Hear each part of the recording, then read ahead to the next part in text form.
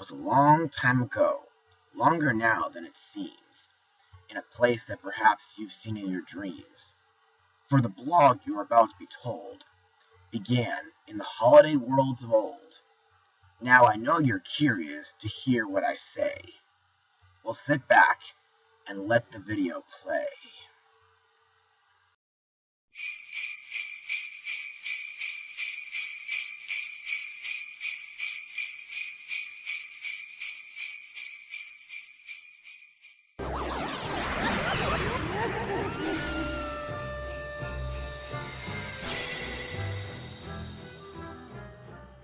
Season's greetings, everyone. I'm Joshua Orro, the Mustang Prince, and welcome to Mustang Prince Oral Reports. Now, if you can tell from that little dialogue I did earlier, then you probably know what film I'm blogging tonight. But before I get into the movie itself, let's talk about the mastermind behind today's feature, Tim Burton.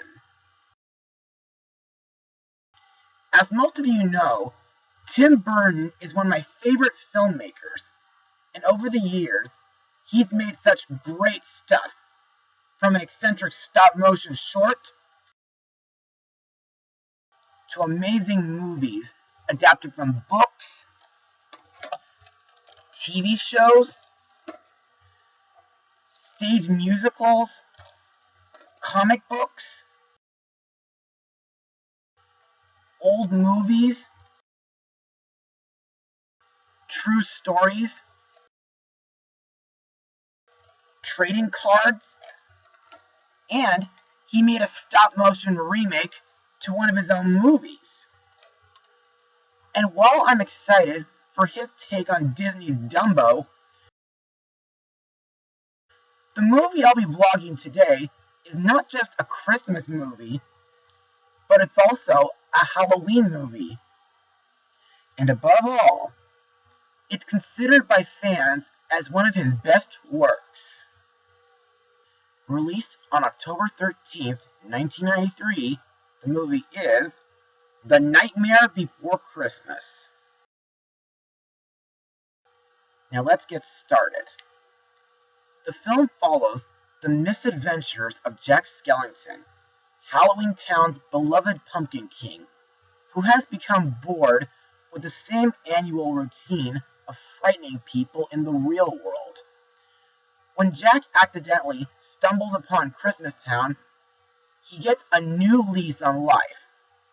He plots to bring Christmas under his control by kidnapping Santa Claus and taking over the role.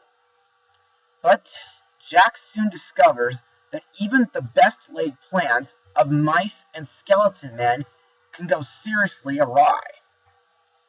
So, what are my thoughts on the movie?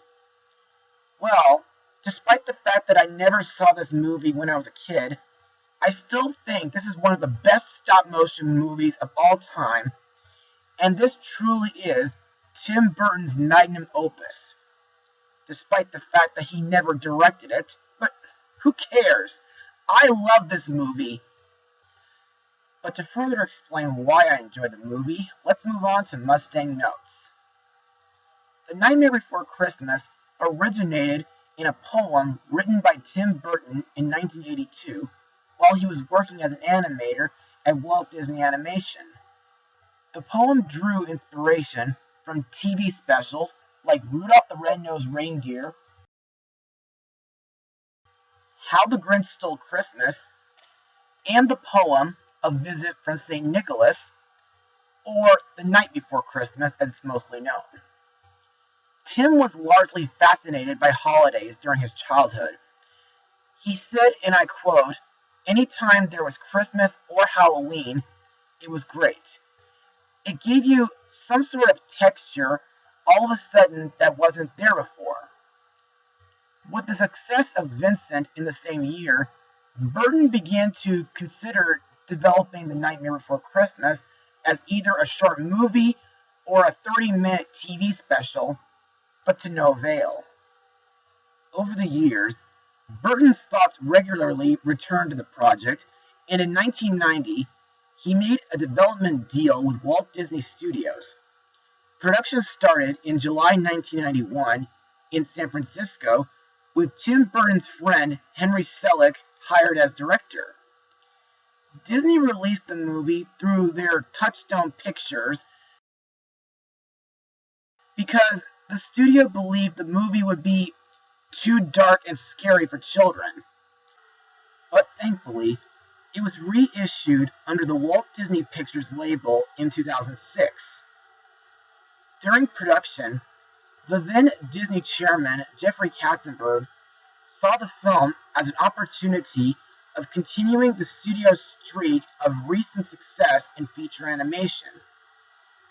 The reason why Tim Burton could not direct Nightmare was because of his commitment to Batman Returns, and he did not want to be involved with the painstaking, slow process of stop motion. To adapt his poem into a screenplay, Burton approached Michael McDowell, his collaborator on Beetlejuice. McDowell and Burton experienced creative differences which convinced Burton to make the movie as a musical with lyrics and compositions by frequent collaborator Danny Elfman. Elfman and Burton created a rough storyline and 2/3 of the film's songs. Elfman found writing Nightmare's 11 songs as one of the easiest jobs he's ever done. Fun facts. Ever since 2001, Disneyland has held a seasonal Nightmare Before Christmas theme for its Haunted Mansion holiday attraction, which is one of my favorite Halloween Christmas-themed rides. Plus, it can also be found in Tokyo Disneyland under the title The Haunted Mansion Holiday Nightmare. And speaking of which, just a couple months recently, me and my friend Igor got to meet with Jack and Sally in the New Orleans Square area at Disneyland. Also, aside from having 2 video game spin-offs,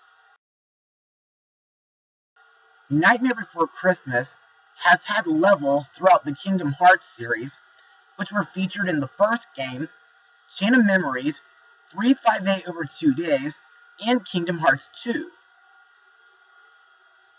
Now, what are my thoughts on the stop motion?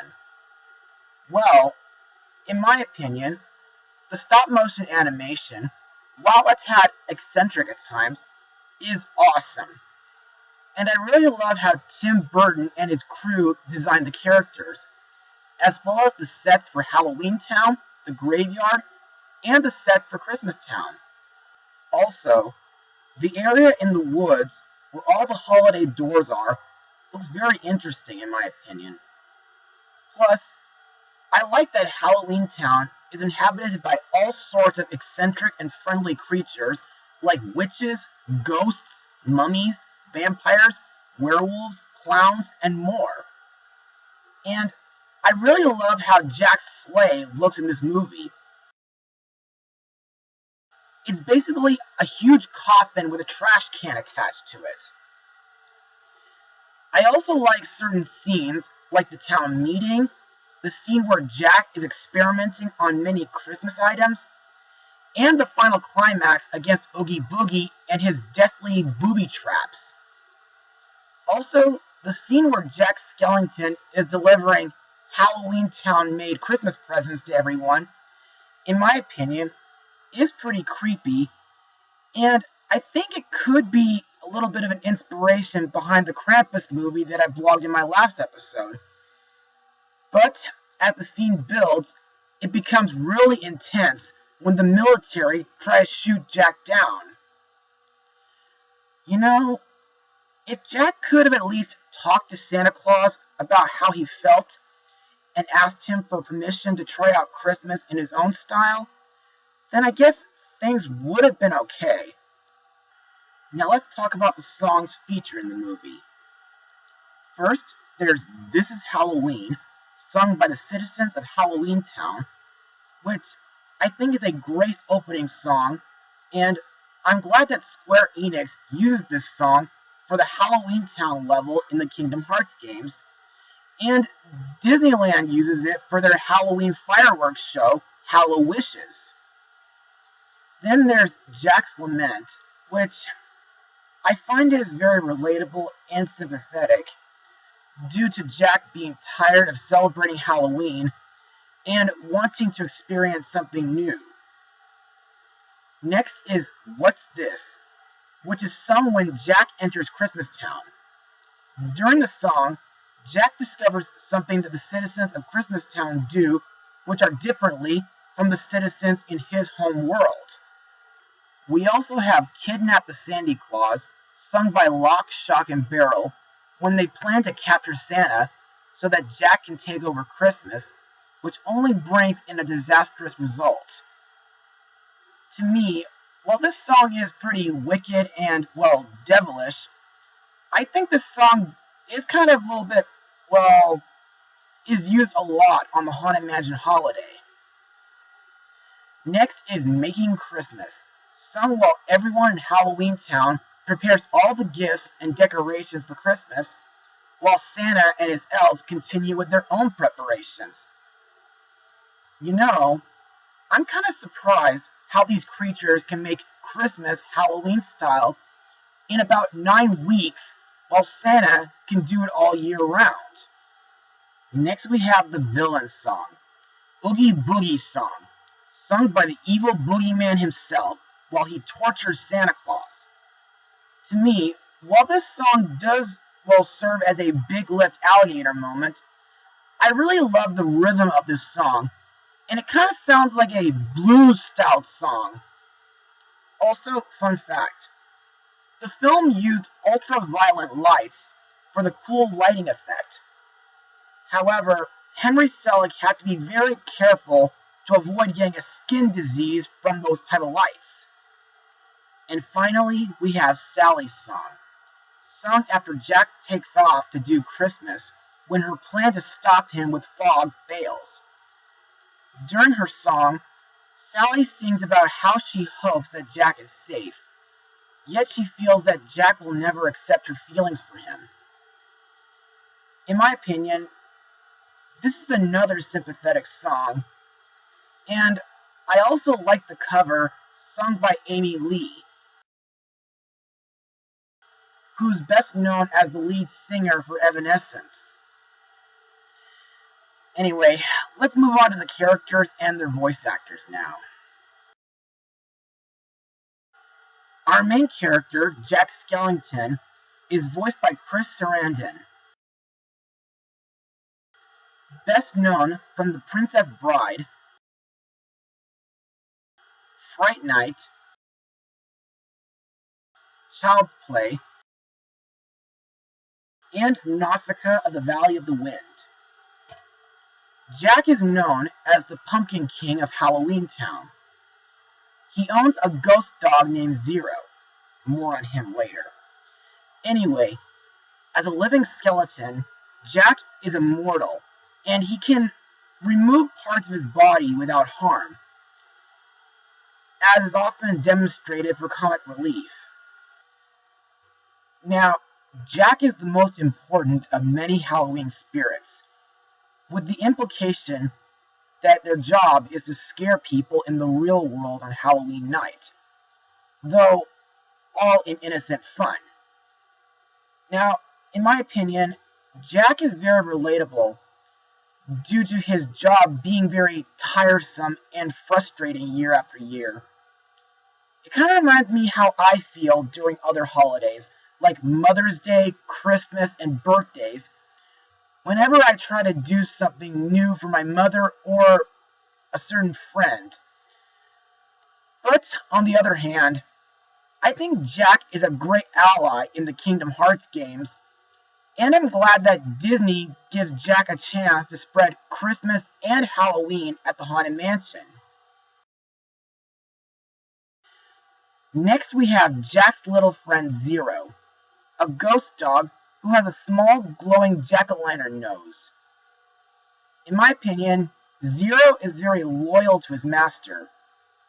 Despite his ghostly form, Zero acts very much like a normal dog. Plus, I think he's very adorable. His favorite activity is fetching the bones pulled from Jack's skeletal body. I also like when Zero guides Jack's skeleton reindeer through the sky on Christmas Eve. Next we have Sally, voiced by Catherine O'Hara, who got to be in Beetlejuice and Frankenweenie. Sally is a ragdoll scarecrow-like creation made by Dr. Finkelstein. She has a secret crush on Jack. Sally is also an amateur toxicologist who uses various types of poison to liberate herself from the captivity of Finkelstein. She's also very psychic and has premonitions when anything bad is about to happen. However, I think Sally is a talented seamstress, like when Jack assigns her to make his Santa suit.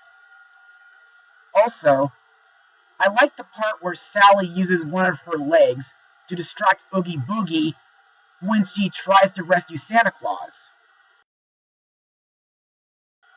Sally's creator, Dr. Finkelstein, is voiced by the late William Hickey,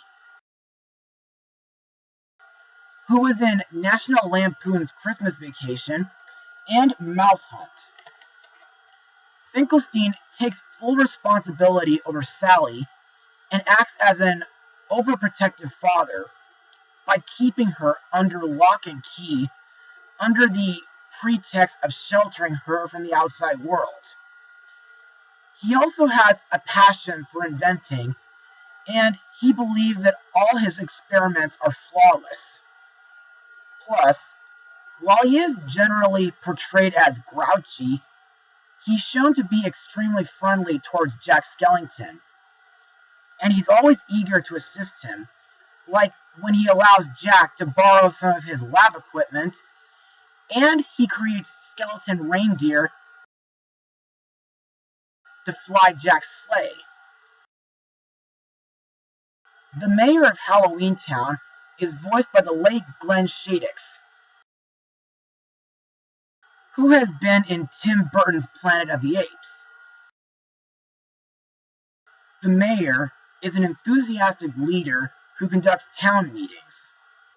His wild mood swings from happy to distraught because his head spins between a happy and sad face, where some career politicians are figuratively two-faced. Next we have Jack's nemesis, Oogie Boogie, voiced by blues singer Ken Page, who previously voiced King Gator in All Dogs Go to Heaven, and he was in Andrew Lloyd Webber's Cats. Now, Oogie is a villainous boogeyman depicted as a living sack filled with bugs, spiders, and snakes. And he has a passion for gambling, though he doesn't really play fair. To me, while Oogie doesn't really have a big role in the movie, and he doesn't really have a clear motivation to why he's evil, I think he's very entertaining, especially during his song number. And of course, Oogie is a very tricky villain to fight in the Kingdom Hearts games. Plus, his casino-themed lair is kinda cool in my opinion. Oogie's henchmen, Lock, Shock, and Barrel, are voiced by Paul Reubens, Catherine O'Hara, and Danny Elfman. Mostly, these kids are known to be causing mischief in order to stay on Oogie's good side, despite the fact that they are not 100% loyal to him. However, in the movie, Jack assigns them to kidnap Santa Claus so that Jack could take his place. However, after the three pranksters kidnap Santa, they take him to Oogie Boogie, despite the fact that Jack told them specifically to leave Oogie out of it. And finally, we have Santa Claus, voiced by Ed Ivory. As we all know, Santa Claus is responsible for the annual celebration of Christmas, at which time he delivers presents to children all over the world. However, in the movie, when he deals with Halloweentown, Santa becomes much more serious, and when he gets captured, he yells and struggles. Upon his rescue, Santa gruffly informs Jack that Christmas could still be saved. This shows that while he was thankful for being saved from Oogie, Santa was still very angry with Jack for attempting to take over his holiday. Santa also refers to Sally as the only person who makes any sense in Halloweentown. But I'm glad that Santa is more forgiving towards Jack in Kingdom Hearts 2, due to him and Sora saving Santa from Oogie Boogie and Maleficent, and for solving the mystery of the present thief. Also, I like when Santa tells Sora that if he believes in Riku, he'll be sure to find him again, just as he found Santa. And now, let's move on to my final words. Overall, The Nightmare Before Christmas truly is a masterpiece worth watching during Halloween and Christmas. It has great stop-motion animation, fantastic and creative sets, a haunting and heartwarming story, and memorable characters like Jack, Sally, Zero, and others. Plus, the voice acting is spectacular, and the songs written by Danny Elfman are just fantastic. And of course, I believe this movie truly deserves to be Tim Burton's magnum opus. And with that said, I am proud to award this movie with the highest rating of 100%. And so, as another episode comes to an end, so does Season 6 of Mustang Prince Orro Reports. Be sure to join me again next year for Season 7. Until then, this is Joshua Orro, the Mustang Prince, saying, Mustang Power. Oh, and have a Merry Christmas, Happy Holidays, and a Happy New Year.